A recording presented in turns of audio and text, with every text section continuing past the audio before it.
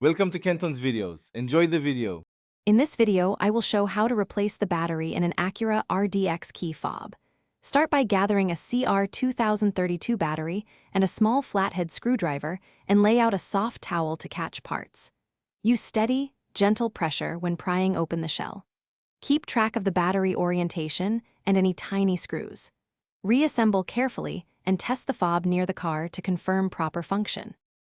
Start by locating the seam around the key fob and insert the small flathead screwdriver gently between the halves. Twist with controlled pressure to separate the shell without snapping the plastic clips. Observe the internal layout and remove any foam pads or rubber buttons carefully. Pull out the old CR 2032 battery and check its orientation before discarding. Keep parts organized so reassembly is straightforward and neat for a reliable outcome. If you're finding this guide helpful, please subscribe and like the video to support more content.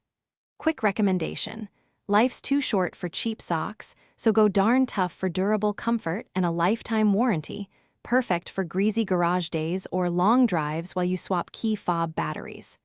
Check the description for the product link and other deals, then head back. Now let's get back to the video. With the shell open, use the screwdriver or a fingernail to lift out the old CR 2032 and place the new battery in the same orientation. Press it gently into the metal contacts until it sits flat and secure.